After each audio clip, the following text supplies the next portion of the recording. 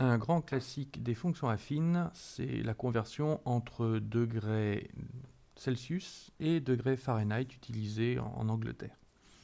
Alors, première question, les climatiseurs sont moins chers en Angleterre et j'en ai profité, ce qui signifie qu'on a acheté un climatiseur dont la température sera indiquée en degrés Fahrenheit.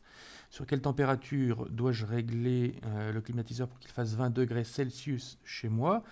La formule qui nous est donnée mentionne que la lettre petit t concerne les degrés Celsius, alors que la lettre grand T désigne les degrés Fahrenheit. Donc il faut utiliser directement la formule en remplaçant petit t par 20, puisqu'on nous donne 20 degrés Celsius. Quand t vaut 20, on va avoir grand T qui va valoir donc 9 cinquièmes de petit t, c'est-à-dire 20, plus 32. Alors on n'effectue surtout pas le calcul. 20, on se souvient que c'est 4 fois 5. Donc on a 9 cinquièmes multiplié par 5 multiplié par 4. 4 fois 5 ou 5 fois 4, c'est pareil. Ce qui nous permet de simplifier le 5 au numérateur avec le 5 au dénominateur. Voilà.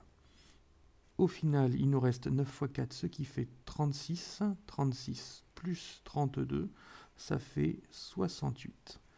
La conclusion, c'est que je dois régler le climatiseur sur... encore ces problèmes. Sur 68 degrés Fahrenheit. Notez le F pour indiquer les degrés Fahrenheit. D'habitude, on utilise le C pour les degrés Celsius. Mon ami John, manifestement anglo-saxon, anglais peut-être, a une température de 100 degrés Fahrenheit. 100 degrés Fahrenheit, pardon. Est-ce qu'il est très malade? Cette fois, on nous donne une température en degrés Fahrenheit, on nous donne donc la valeur de grand T, qui vaut donc 100 degrés Fahrenheit. Et on nous demande s'il est très malade. Notre habitude est de se référer à une température en degrés Celsius de l'ordre de 37 degrés. Alors, on doit trouver la valeur de petit t, ce qui va nous amener à résoudre une équation impliquant une fonction affine. 9 cinquièmes de t plus 32, c'est effectivement une expression affine. Et on cherche donc la valeur de petit t lorsque 9 cinquièmes de t plus 32 vaut 100. Alors pour ça, il va falloir isoler la valeur de petit t.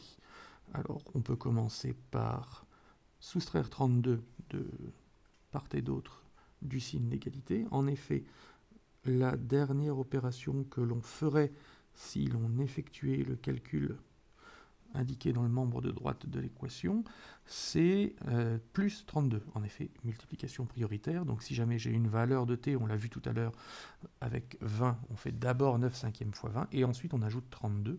Donc cette dernière opération qu'on effectuerait doit être défaite en premier. Par suite, on va enlever 32 de part et d'autre du signe égal, ce qui va nous laisser dans le membre de droite tout simplement 9 cinquièmes de t, et dans le membre de gauche 100 moins 32, ce qui fait justement 68. Voilà. Ah, zut, un égal de trop. Ça suffira comme ça. N'oublions pas ici le signe de multiplication, que l'on va maintenant devoir défaire. Comment fais-je pour neutraliser une multiplication? Je fais une division. Là, en l'occurrence, on multiplie par 9 cinquièmes. Pour neutraliser cette multiplication, on va diviser par 9 cinquièmes de part et d'autre. Et diviser par un nombre, c'est comme multiplier par son inverse. L'inverse de 9 cinquièmes, c'est 5 neuvièmes. Ce qui nous permet de trouver la valeur de t, qui sera égale à 68 multiplié par 5 divisé par 9. Voilà.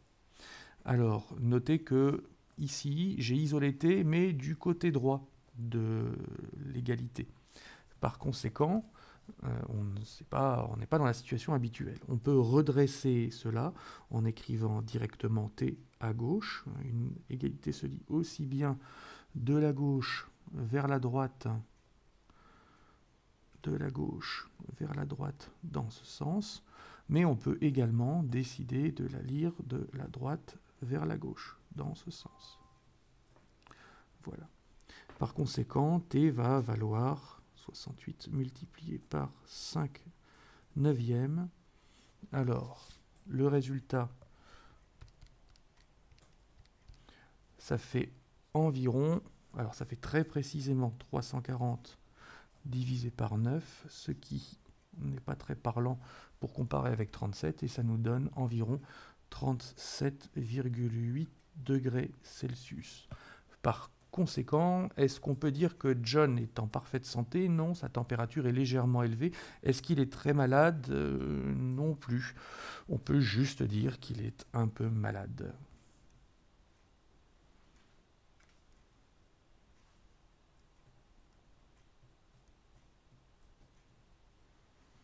Sa température est un peu élevée.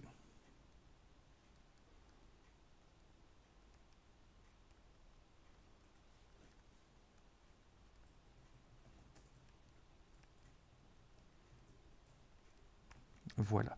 Dernière question. Trouver l'expression de la température en degrés Celsius en fonction, donc à partir de la température en degrés Fahrenheit, c'est-à-dire on vous demande de trouver la relation réciproque. On vous donne dans cet énoncé l'expression de la température en degrés Fahrenheit en fonction de celle en degrés Celsius. Et là, maintenant, ce qu'on vous demande, c'est de trouver l'expression réciproque, celle qui permet de passer des degrés Fahrenheit aux degrés Celsius.